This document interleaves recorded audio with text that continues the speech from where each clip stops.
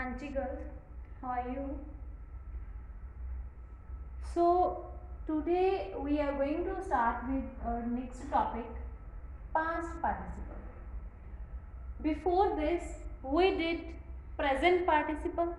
Okay, the present participle ਦੇ ਵਿੱਚ ਅਸੀਂ ਕੀ यूज ਕਰਦੇ ਸੀ, verb ਦੀ first form plus ing. ਇਹ ਫਾਰਮ ਯੂਜ਼ ਕਰਦੇ ਸੀ ਐਜ਼ ਅ ਸਬਜੈਕਟਿਵ ਕੰਪਲੀਮੈਂਟ ਵੀ ਯੂਜ਼ ਕੀਤੀ ਹੈ ਆਪਾਂ, ਐਜ਼ ਐਨ ਆਬਜੈਕਟਿਵ ਕੰਪਲੀਮੈਂਟ ਵੀ ਯੂਜ਼ ਕੀਤੀ ਹੈ, ਪ੍ਰੋਪਰ ਫਰੇਜ਼ ਦੇ ਤੌਰ ਤੇ ਵੀ ਯੂਜ਼ ਕੀਤੀ ਹੈ, ਠੀਕ ਹੈ, ਤੇ ਇੱਕ ਪਾਰਟ ਦੇ ਤੌਰ ਤੇ ਵੀ ਯੂਜ਼ ਕੀਤੀ ਸੀ। ਇਸ ਤੋਂ ਬਿਨਾਂ ਆਪਾਂ ਇਹਨੂੰ as an adjective, as an adverb ਵੀ ਯੂਜ਼ ਕੀਤਾ। ਸੋ ਅੱਜ ਆਪਾਂ ਗੱਲ ਕਰਾਂਗੇ ਪਾਸਟ ਪਾਰਟੀਸਿਪਲ ਦੀ, ਕਿ ਪਾਸਟ ਪਾਰਟੀਸਿਪਲ ਕੀ ਹੁੰਦਾ ਹੈ।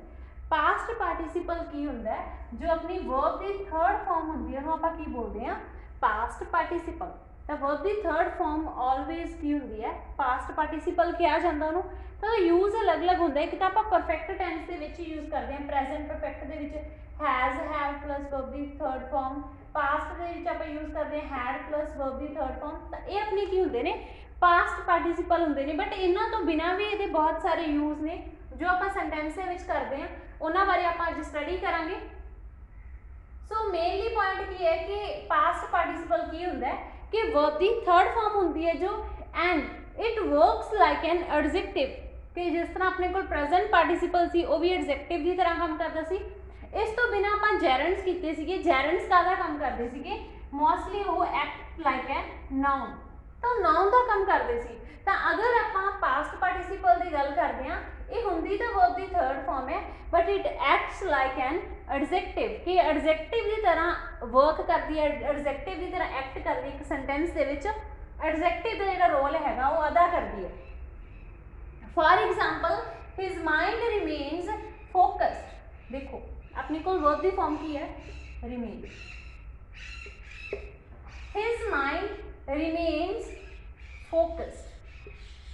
इतने की कर रही है, एडजेक्टिव का काम कर रही है। क्यों माइंड की गल कर रहे कि माइंड की है, फोकस्ड है तो ये अपने को पास्ट पार्टिसिपल, बट ये काम काला कर रही है एडजेक्टिव का।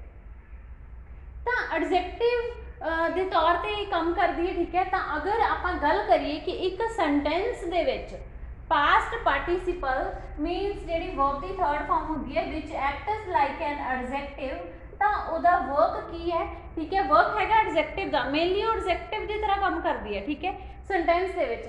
ਬਟ ਉਹਦਾ ਯੂਜ਼ ਕਿਸ ਤਰ੍ਹਾਂ ਕੀਤਾ ਜਾਂਦਾ ਹੈ, ਉਹਦੀ ਸੈਂਟੈਂਸ ਦੇ ਵਿੱਚ, ਇੱਕ ਸੈਂਟੈਂਸ ਦੇ ਵਿੱਚ ਉਹਦੀ ਪੋਜੀਸ਼ਨ ਕਿੱਥੇ ਹੁੰਦੀ ਹੈ, ਕਿੱਥੇ ਅਕਰ ਕਰਦੀ ਹੈ ਉਹ, ਸਬਜੈਕਟ ਬਣਦੀ ਹੈ, ਆਬਜੈਕਟ ਬਣਦੀ ਹੈ। ਤੇ ਅਗਰ ਸਬਜੈਕਟ ਆਬਜੈਕਟ ਬਣ ਰਹੀ ਹੈ, ਕਿਤੇ ਵੀ ਆ ਰਹੀ ਹੈ, ਤਾਂ ਉਹ ਰੋਲ ਕਾਹਦਾ ਅਦਾ ਕਰ ਰਹੀ ਹੈ, ਠੀਕ ਹੈ, ਕਿਸ ਦੀ ਭੂਮਿਕਾ ਨਿਭਾ ਰਹੀ ਹੈ, ਉਹਦੇ ਬਾਰੇ ਆਪਾਂ ਸਟੱਡੀ ਕਰਾਂਗੇ। ਤਾਂ ਆਪਣੇ ਕੋਲ ਮੇਨਲੀ 6 ਪੁਆਇੰਟਸ ਨੇ ਕਿ ਜਿਹੜੇ ਪਾਸਟ ਪਾਰਟੀਸਿਪਲ ਹੈਗਾ ਉਹਦਾ ਆਪਾਂ ਯੂਜ਼ ਕਿੱਥੇ ਕਿੱਥੇ ਕਰਦੇ ਹਾਂ, ਕਿਸ ਤਰ੍ਹਾਂ ਉਹਨੂੰ ਯੂਜ਼ ਕੀਤਾ ਜਾਂਦਾ। Number 1 as an adjective. ਤਾਂ ਆਪਾਂ ਪਹਿਲਾਂ ਹੀ ਕੀਤੇ ਕਿ ਵਰਕਸ ਐਜ਼ ਐਨ ਐਡਜੈਕਟਿਵ, ਕਿ ਐਡਜੈਕਟਿਵ ਦੀ ਤਰ੍ਹਾਂ ਕੰਮ ਕਰਦੀ ਹੈ। ਤਾਂ ਸਭ ਤੋਂ ਪਹਿਲਾ ਪੁਆਇੰਟ ਇਹ ਹੈ ਕਿ it works as an adjective. ਤਾਂ ਐਡਜੈਕਟਿਵ ਕੀ ਹੁੰਦਾ, ਜਿਹੜਾ ਆਪਣੇ ਨਾउन ਦੀ ਕੁਆਲੀਫਿਕੇਸ਼ਨ, ਮਤਲਬ ਨਾउन ਨੂੰ ਕੁਆਲੀਫਾਈ ਕਰਦਾ ਹੈ, ਠੀਕ ਹੈ, ਆਪਣੇ ਨਾउन ਦੇ ਬਾਰੇ ਆਪਾਂ ਨੂੰ ਐਕਸਟਰਾ ਇਨਫੋਰਮੇਸ਼ਨ ਦਿੰਦਾ ਹੈ, ਠੀਕ ਹੈ, ਉਹਨੂੰ ਕੀ ਕਹਿੰਦੇ ਆਪਾਂ, adjective. For example he picked up the broken plates. Here we have the main verb picked up. He picked up the broken plates. We can say, ਆਪਾਂ ਇਹ ਵੀ ਕਹਿ ਸਕਦੇ ਸੀ he picked up the plates। ਤਾਂ ਇੱਥੇ ਆਪਣਾ sentence ਗਲਤ ਨਹੀਂ ਹੋ ਰਿਹਾ ਸੀ।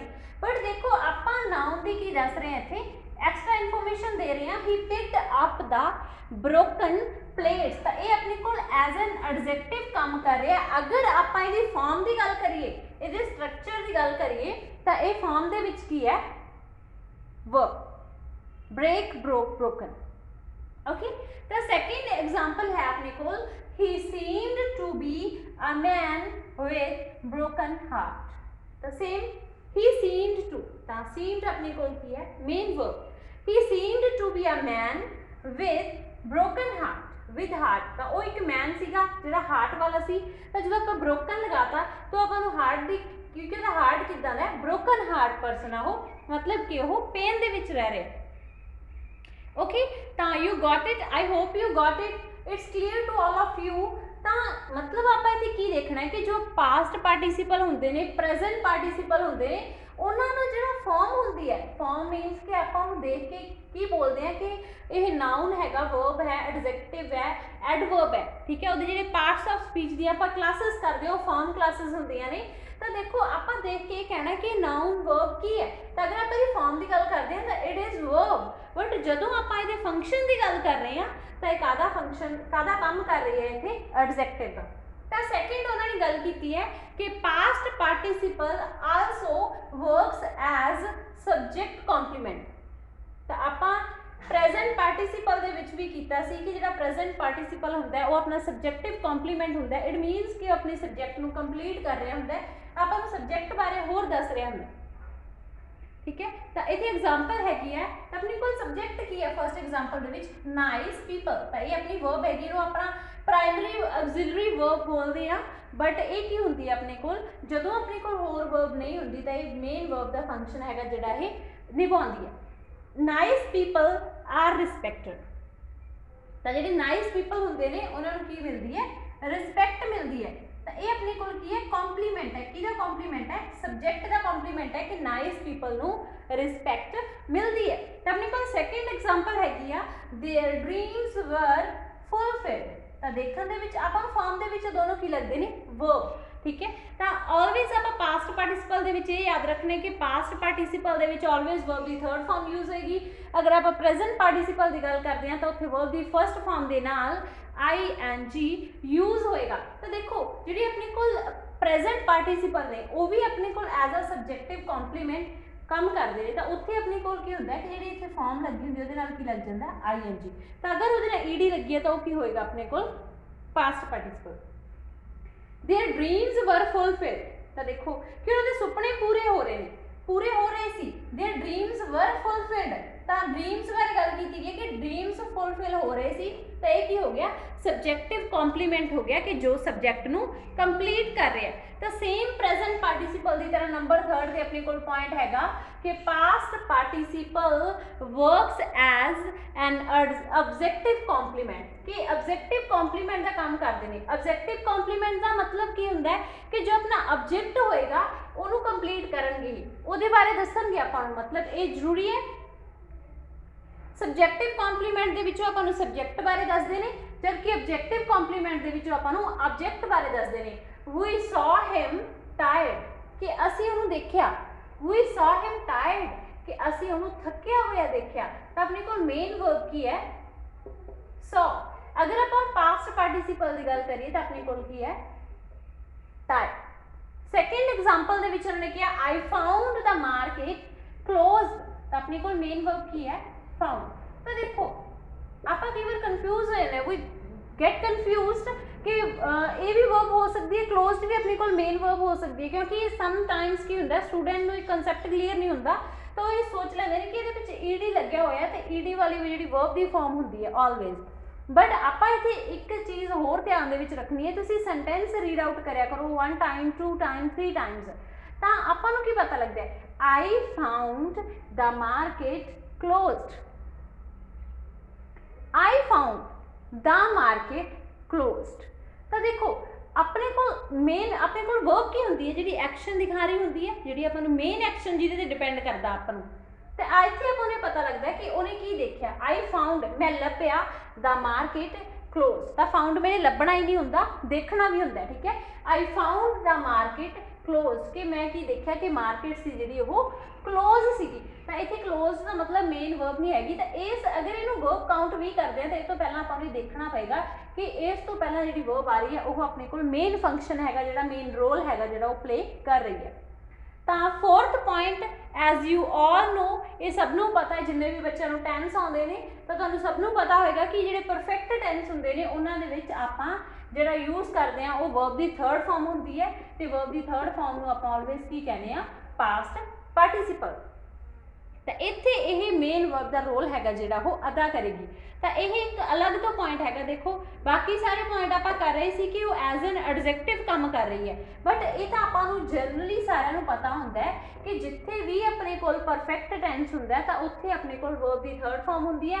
ਪ੍ਰੈਜ਼ੈਂਟ ਦੇ ਵਿੱਚ ਆਪਣੇ ਕੋਲ ਹੈਜ਼ ਹੈਵ ਹੁੰਦਾ, ਤੇ ਪਾਸਟ ਦੇ ਵਿੱਚ ਆਪਣੇ ਕੋਲ हैड ਹੁੰਦਾ प्लस वर्ब ਦੀ थर्ड फॉर्म ਹੁੰਦੀ ਤਾਂ ਉਸੇ ਹੀ ਤਰ੍ਹਾਂ एग्जांपल्स ने I have passed the exam कि मैं पास ਜਿਹੜਾ एग्जाम ਹੈਗਾ ਉਹ ਪਾਸ ਕਰ ਲਿਆ I have passed the exam ਤਾਂ हैव ਕਿਉਂ ਲਗਾਇਆ ਉਹ ਆਪਾਂ ਨੂੰ ਰੂਲਸ ਪਤਾ ਨੇ ਕਿ ਸਿੰਗੂਲਰ वर्ब ਦੀ ਫਾਰਮ ਦੇ ਨਾਲ ਸਿੰਗੂਲਰ ਯੂਜ਼ ਹੁੰਦੀ ਹੈ प्लूरल ਦੇ ਨਾਲ प्लूरल ਯੂਜ਼ ਹੁੰਦੀ ਹੈ ओके तो मतलब अपने को होंगे आप ही शी लगाने आई के नाल हमेशा हैव ही होंगे ही शी लगाने तो आप की करते हैं हैज़ यूज़ करते हैं ठीक है थर्ड परसन सिंगुलर के नाल थर्ड परसन सिंगुलर के नाल आप ऑलवेज हैज़ यूज़ करते हैं तो उन्होंने सैकेंड एग्जाम्पल दी है पास्ट मतलब कि जो अपना पास्ट परफेक्ट टेंस होंगे she had left to Delhi कि वो दिल्ली के लिए चली गई सी ठीक है she had left to Delhi तो तुसीं ये ना सोच लियो कि उन्हें दिल्ली नूं छड्डता ਇਹਦਾ मतलब की है सेंटेंस का शी हैड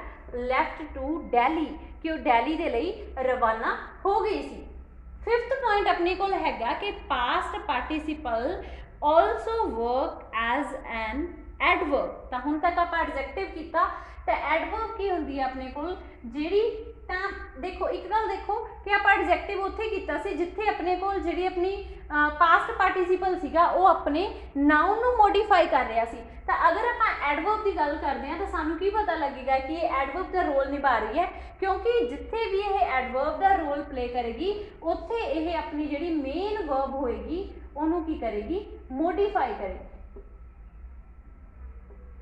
मेन वर्ब नूं मॉडिफाई करेगी for example they felt ashamed देखो अपने को इत्थे कोई नाउन नहीं हैगा अपने को सब्जेक्ट हैगा उस तो बाद अपने को मेन वर्ब हैगी है after that we have past participle they felt ashamed कि उन्होंने की फील होया उन्होंने शेम फील हुई ठीक है तो इत्थे अपने को की है वर्ब नूं मॉडिफाई कर रहे he sat in a corner totally exhausted he sat अपने को की है मेन वर्ब है he sat in a corner totally exhaust होंदा है कि बिल्कुल अपनी जो एनर्जी होंदी है जी बिल्कुल डाउन हो जाती है बिल्कुल लो हो जाती है ठीक है आप जो टायर्ड फील करते हैं थक्या होया फील करते हैं एट दैट टाइम आप कह सकते हैं कि अनएक्सहॉस्टेड कि मेरी एनर्जी हैगी जी खत्म हो गई he sat in a corner totally exhausted तो एक्सहॉस्टेड इत्थे किहदे नाल आपां नूं दे रहा अपनी इन्फॉर्मेशन दे रहा हो अपनी जी मेन वर्ब सैट हैगी उन्होंने मॉडिफाई कर रहा है कि वो किवें बैठा होया बिल्कुल एक्सहॉस्टेड बैठा बिल्कुल थक्या होया बैठा तो नैक्सट अपने को लास्ट पॉइंट हैगा कि अपना past participle works as a participle phrase तो फ्रेज दे विच की हुंदा है हुण तक आपां कर रहे सी कि पास्ट पार्टिसिपल दे विच सिंगल वर्ब दी थर्ड फॉर्म हुंदी है बट अगर आपां पार्टिसिपल फ्रेज की गल करते हैं तो पार्टिसिपल फ्रेज दे विच की हुंदा है कि अपना जिहड़ा पास्ट पार्टिसिपल एक मेन वर्ब हुंदी है तो उहदे नाल प्रैपोजिशन लगा के एक फ्रेज लग्या हुंदा है तो उहनूं आपां बोलदे हैं participle phrase we watched a movie directed by Raj Kapoor तो देखो main verb here main verb is watched we watched a movie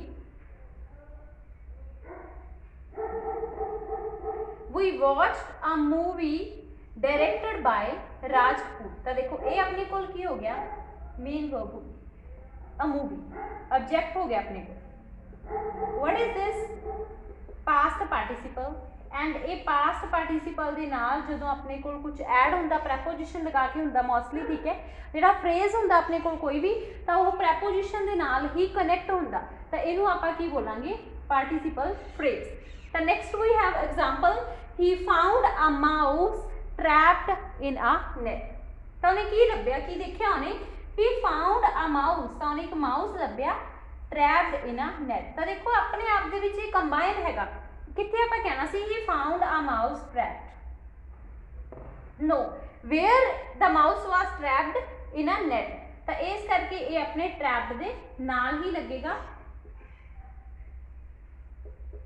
he found a mouse trapped in a net तो ये अपने को की आ गया फ्रेज आ गया ਤਾਂ ਫਰੇਜ਼ ਦੇ ਵਿੱਚ ਕੀ ਹੁੰਦਾ ਕਿ ਫਰੇਜ਼ ਦੇ ਵਿੱਚ ਆਪਣੇ ਕੋਲ ਮੋਰ ਦੈਨ 2 ਵਰਡਸ ਹੁੰਦੇ ਨੇ, ਠੀਕ ਹੈ। ਤਾਂ ਸਿੰਗੂਲਰ ਵਰਡ ਬਿਲਕੁਲ ਨਹੀਂ ਹੁੰਦਾ। ਤਾਂ ਇਹ ਆਪਣਾ ਸੀਗਾ ਕਿ ਪਾਸਟ ਪਾਰਟੀਸੀਪਲ ਤੇ ਉਹਦੇ ਯੂਜ਼ ਜਿਹੜਾ ਕਿਸ ਤਰ੍ਹਾਂ ਹੁੰਦਾ ਤੇ ਕਿਸ ਤਰ੍ਹਾਂ ਇੱਕ ਸੈਂਟੈਂਸ ਦੇ ਵਿੱਚ ਉਹ ਆਪਣਾ ਰੋਲ ਅਦਾ ਕਰਦਾ।